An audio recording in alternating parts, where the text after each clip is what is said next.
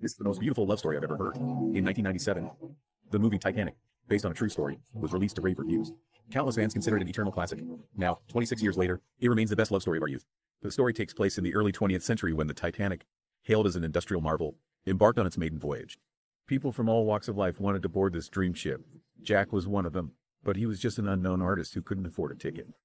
To experience the grandeur of the ship, he and his friend bet everything they had in a game and luckily won 2 third-class tickets, boarding the Titanic at the last moment.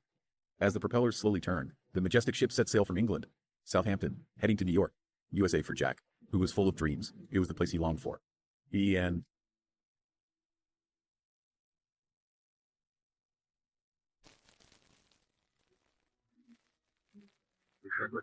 However, besides people like Jack from the lower social strata, there were also many wealthy individuals on the Titanic.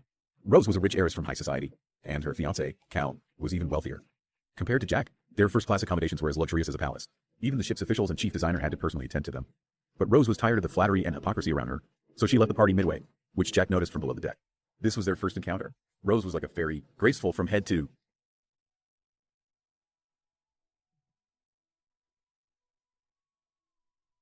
toe. Jack's friend teased him for staring at her. Actually, it wasn't like that. Although Rose was a rich heiress, she wasn't happy at all. She had no emotional connection with her fiancé, Cal. Her mother used her as a pawn to secure the family status. At the party, Rose felt trapped in this fake crowd, like a whale in a tank with no freedom. This dull and oppressive life was driving her to the brink. She couldn't break free from her constraints and fate. In a fit of anger, Rose ran to the stern, deciding to end her miserable life by jumping into the sea. Meanwhile, Jack was lying on a bench, gazing at the stars. Hearing a noise, he quickly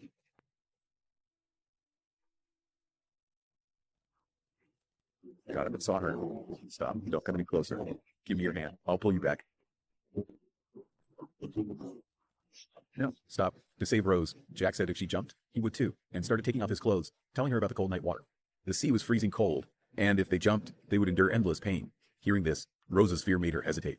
Jack seized the moment and finally persuaded her to come back. But as Rose was climbing back over the railing, she slipped and almost fell. Fortunately, Jack caught her just in time and, with all his strength, pulled her back up. Meanwhile, the guards arrived and saw Jack, without shoes, lying on top of Rose.